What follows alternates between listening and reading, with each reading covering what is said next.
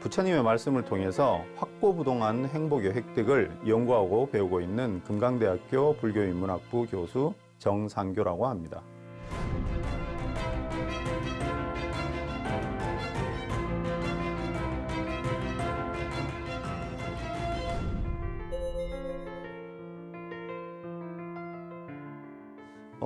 부처님의 가르침의 가장 큰 목표는 사람들의 인간의 어떤 그 확고부동한 행복의 획득이거든요. 그걸 통해서 어떤 고통에서 벗어나는 방법을 부처님께서는 가르치려고 하셨고요. 그래서 불교인문학부에서는 그러한 부처님 말씀을 기반으로 해서 인간의 어떤 행복, 인간에 대한 이해를 높이는 그런 학문이라고 할 수가 있습니다.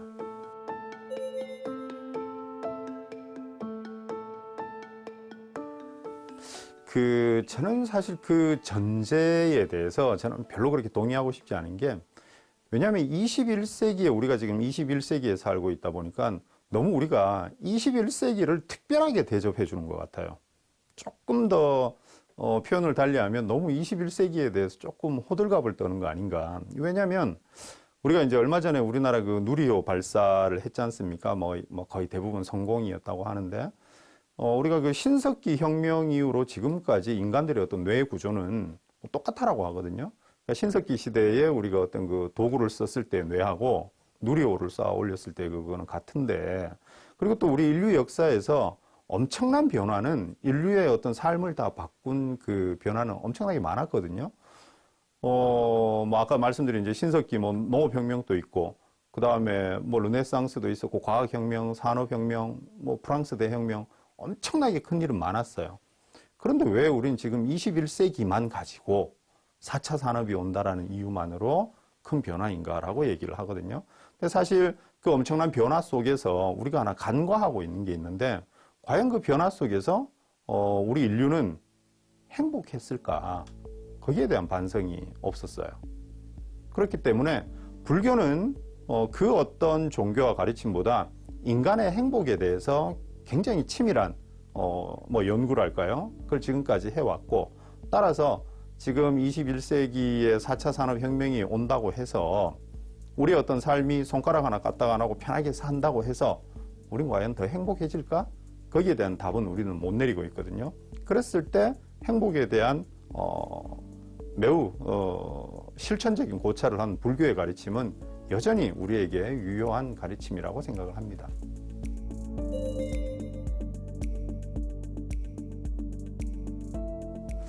예, 뭐 제가 이제 가끔 그런 얘기를 하면은 보통 우리가 불교에 대한 이미지가 너무 이렇게 조금 그 전설의 고향 같은 그런 이미지가 있다 보니까, 불교를 공부한다 이러면은 굉장히 어떤 뭐 전생에 뭐가 있어서 그러냐, 뭐 불교학과 가기 전에 뭐 꿈을 뭘 꿨냐, 뭐 이런 식으로 좀 뭐 우스갯소리입니다만은 묻곤 한데, 저는 물론 이제 집안이 뭐 불교였지만 어머니 따라서 뭐 명절 때나 몇 번 다녀보고 또 절에 가서 이렇게 뭐 소원이나 빌고 이랬지, 저도 불교학을 제가 공부하게 되리라고는 상상도 못했습니다. 더군다나 늦은 나이에.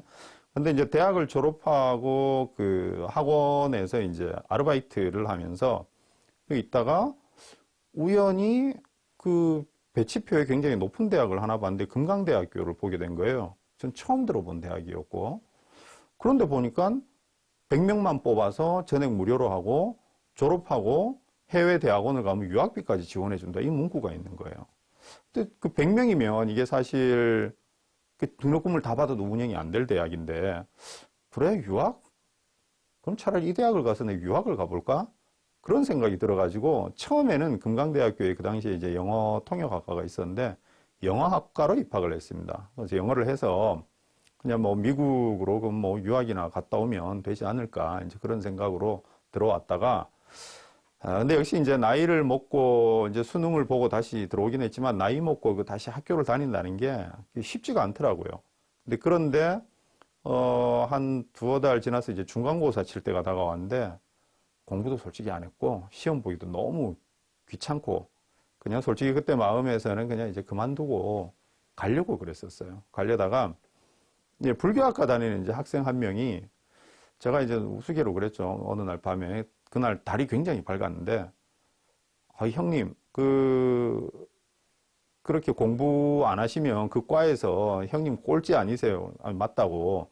그 학생이 자기가 불교학과에서 꼴찌를 하고 있으니까 불교학과로 전과를 하면 어떻겠냐. 그런데 그 순간 불교학자라는 말이 너무 크게 와닿는 거예요.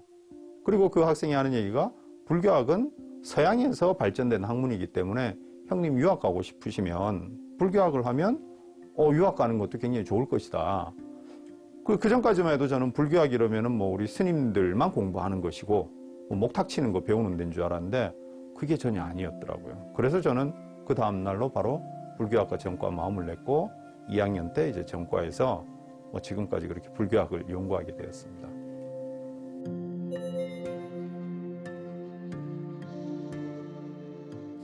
예, 이제 그렇게 해서 우리 그 학생 때문에 제가 이제 불교학으로 전과를 하고 2학년 때 이제 불교학을 본격적으로 배우기 시작했는데, 어차피 처음에는 그 유학을 가겠다는 생각으로만 왔다가 우리 또 금강대학교가 그때 이제 초창기 대학이니까 아무래도 졸업생으로서 또 유학을 가서 또 배워오는 게 좋았는데, 그때 이제 지금 우리 서울대 철학과의 안성두 교수님, 인도 뭐 불교학에 대해서는 뭐 우리나라 최고 권위자신데, 안성두 교수님께서 우리 금강대학교에 계셨었어요. 그래서 이제 선생님하고 상담을 하다가 선생님께서는 이제 유식학이 전공이신데 저보고 하시는 말씀이 우리나라 불교학의 어떤 균형 있는 발전을 위해서는 그 중관학을 한번 연구해 보는 게 어떻겠는가.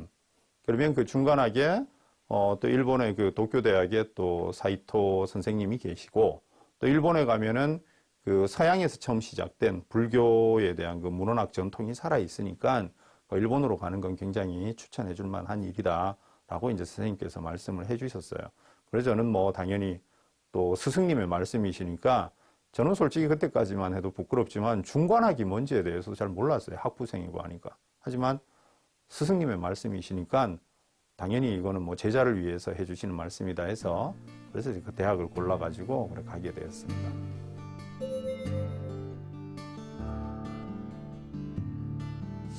예, 이제 뭐 유학 생활이라는 게 뭐 다 그렇지만 그렇게 이렇게 뭐 쉬운 생활은 아니고 또 무엇보다 이제 그 스트레스 해소가 잘 안 되더라고요. 매일 그 딱딱한 논문만 쓰고 딱딱한 책 읽고 하다 보니까 그러다가 어느 날 내가 알고 있는 어떤 내용을 바탕으로 조금 쉬운 내용으로 재미있게 내가 불교학을 공부하면서 재미있게 느꼈던 부분을 만약에 책으로 쓴다면 또 불교에 대해서 좀 고정관념을 가지고 계신 분들도 굉장히 재미있어 하지 않을까 이런 생각이 어느 날 들더라고요. 그래서 공부하고 남는 시간에 정말 스트레스 해소용으로 이렇게 이제 제 얘기하고 같이 해서 그렇게 이제 섞어서 쓰게 됐어요. 그래서 뭐 언제 내가 출판을 해야겠다 이런 목표도 없었고 틈날 때마다 시간 날 때마다 한 뭐 2년 이상 걸렸던 것 같아요. 그렇게 써가지고 이제 국내 여러 이제 출판사에 이제 보내게 됐고 그렇게 해서 책을 내게 되었습니다. 뭐 굉장히 저 개인으로서는 아주 재미있었던 작업이었습니다.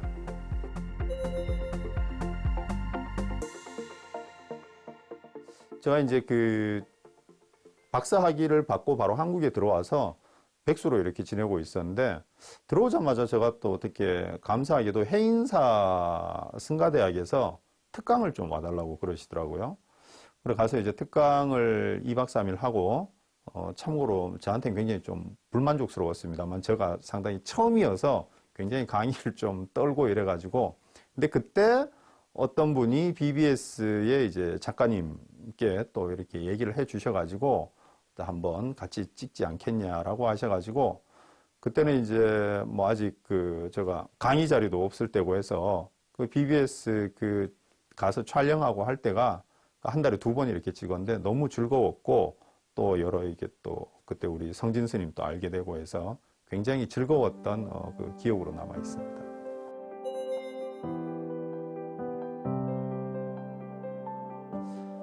제가 아까도 말씀드렸지만 그 불교라고 하는 게 우리들한테는 너무 올드한 이미지가 있어요.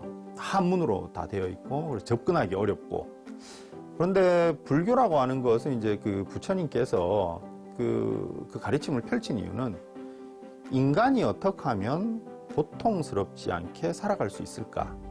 행복에 대한 것이 붓다의 가장 큰 부처님의 그 관심거리였거든요. 그래서 부처님께서는 그 확고부동한 행복, 그 일시적으로 사라지는 행복이 아니라 확고부동한 행복을 획득하는 방법을 만약에 중생들에게 가르쳐 준다면 그 중생들은 정말 그것으로 행복하고 즐겁게 살 수 있지 않을까라고 이제 생각을 하셨습니다. 그래서 저는 그 불교의 현대적 의미는 물론 이제 우리가 이론적인 철학적인 면도 매우 심오하고 깊고한데 결국은 어떻게 하면 우리 지금 오늘 하루를 지금 뭐 현대 문명이 과학이 발전해 가지고 뭐 드론으로 배달을 하고 AI가 우리의 어떤 가족처럼 친구처럼 살아가는 이제 그런 시대가 되기는 했지만 과연 우리가 그렇게 편리한 삶을 산다고 해서 계속 행복한가에 대한 질문을 해야 되거든요. 얼마 전에 우리 지금 뭐 대통령이 G7에도 초청돼 갔었고 또 우리가 이제 G20에도 지금 대통령이 이제 가셨는데 우린 너무 지금 잘 살거든요. 잘 삶에도 불구하고 OECD에서 자살률은 여전히 가장 높아요. 저희 부모님 세대와는 비교도 안 되게 너무 잘 살고 있는데 왜 그럼 그렇게 자살하는 사람이 생길까? 물론 이제 또 이렇게 얘기하면 불교는 무조건 어떤 그 물질적인 것에 관심이 없는가? 불교는 무소유를 얘기했던 게 아니라 무집착을 얘기했던 거죠. 당연히 그 우리가 경제적 수단은 중요합니다. 그런데 그것이 행복과 일치하느냐는 우리가 반드시 물어봐야 될 문제인 거죠. 그렇다면 불교라고 하는 가르침은 무려 2500년 동안 인간의 확고부동한 행복에 대해서 그 어떤 가르침보다 아주 깊은 통찰을 가져왔거든요. 그래서 저는 불교의 현대적 의미라고 한다면 우리가 현대인들이 어떤 그 물질적 편리로 행복할 거라는 착각을 자꾸 하는데 진정한 그것이 행복인가에 대한 그 질문과 거기에 대한 대안을 마련해 줄 수가 있다고 생각합니다. 그것이 불교의 현대적 의미라고 생각합니다.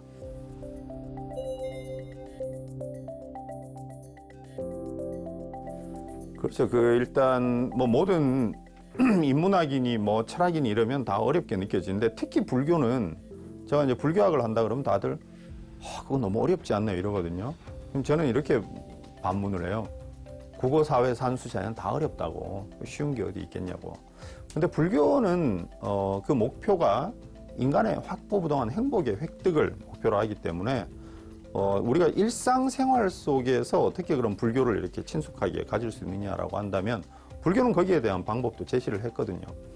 우리가 어려운 이제 그 이론적인 면은 물론 이제 불교가 각 시대상에 따라서 이론화될 필요도 있었지만 그거는 우리가 처음부터 이렇게 일반 분들이 다가가기는 어렵고 저는 불교가 가르쳐준 그 수행적인 측면을 우리가 일상생활 속에서 충분히 할 수 있다고 생각합니다.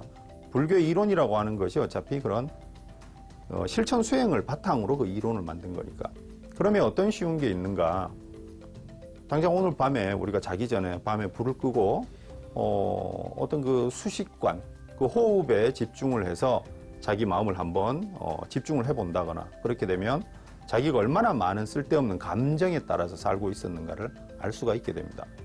물론 밤에 불 끄고 그렇게 할 수 있는 그 여건이 안 된다고 하면 우리가 아침에 출근할 때 또 퇴근할 때 그 호흡에 집중을 해보거나 아니면은 마음속 깊이 관세음보살님을 계속 이렇게 부르면서 거기에 집중을 해본다거나 그런 연습을 하게 되면은 우리가 어려운 불교 이론이 아니더라도 이론은 결국은 그걸 위해 존재하는 거니까 어떤 내 마음 속에 있는 어떤 잡념의 그 층이 얼마나 두꺼웠는가 내가 내 어떤 그 감정의 주인이 아니었다라는 것을 이제 알게 되면서 점점 마음이 이렇게 평온해지면서 행복으로 다가갈 수 있는 그런 어떤 길 위에 있지 않을까 생각됩니다.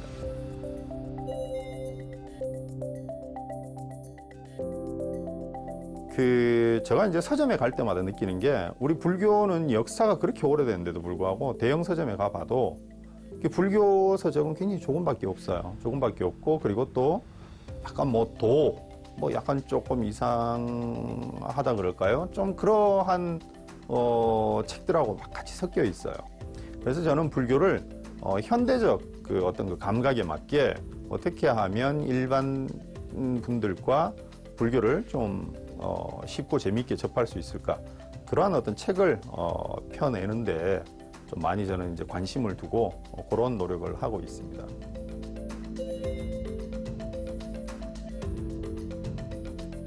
예, 그 대승불교의 그 공사상을 철학적으로 완성하신 그 용수보살님께서 중론이라고 하는 아주 위대한 그 논설을 쓰셨는데, 그 앞부분은 이제 팔불중도에 대해서 쓰시고, 그 뒷부분은 언어적 유희를 떠나 있으며 참된 진리인 연기의 진리를 가르쳐 주신 깨달으신 이들 중 가장 거룩하신 부처님께 나는 귀의합니다 라고 하는 그 시 개송이 있습니다.